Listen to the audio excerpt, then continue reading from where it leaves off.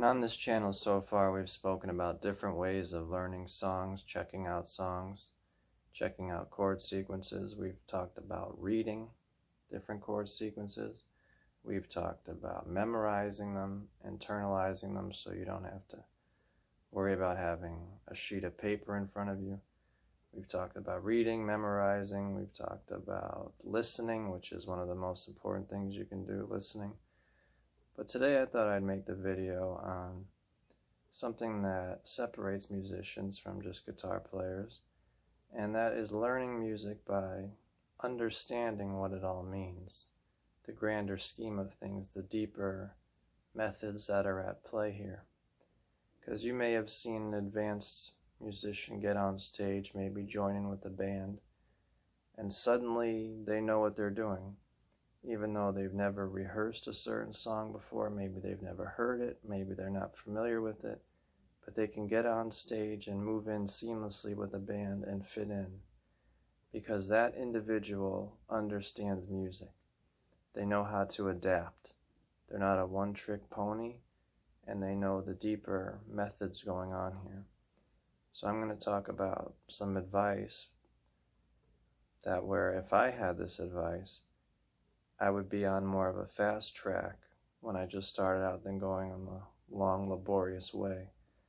Because you may think music theory is this scary thing, it's this mundane thing, but actually music theory is a huge shortcut. And how would you go forward with that? You would begin studying music theory, how it applies to this instrument that you've chosen here. So that's the method you would take, studying music theory as it applies to guitar players. Because those players that get on stage that can play seamlessly know that. So I'll give you an example. This guitar that I'm realizing has the very high action, so I don't normally play it, since I got it, but it looks real cool. But for this kind of chord strumming, it wouldn't be my choice, but darn, it looks cool. So say you had a chord sequence C, A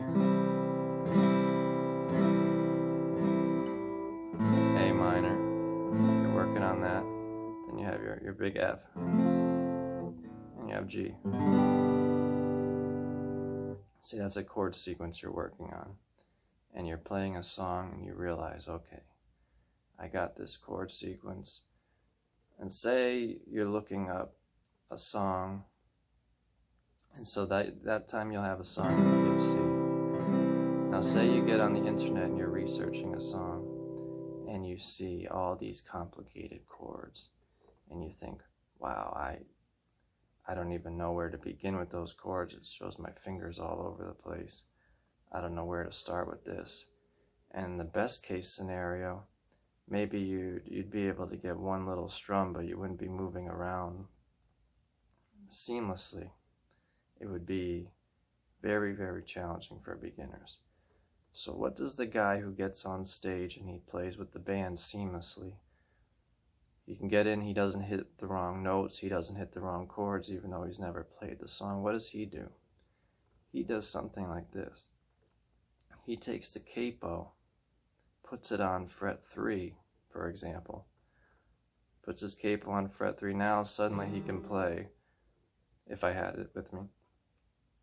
Now suddenly he or she can play that chord sequence, and realizing that it's almost exactly the same sequence, fundamentally the same. Now he's got the capo here.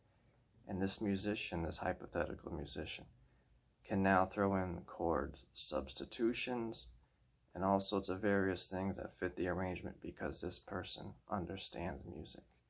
They don't need to go for a more complicated route. They realize it's fundamentally the same. They put the capo in, all of a sudden they're back to playing C, A minor, F, and G, just like before. So because you know music theory, you get all these kind of shortcuts. So I thought I would share that concept with you guys, that it's not something to be scared of, not something to shy away from.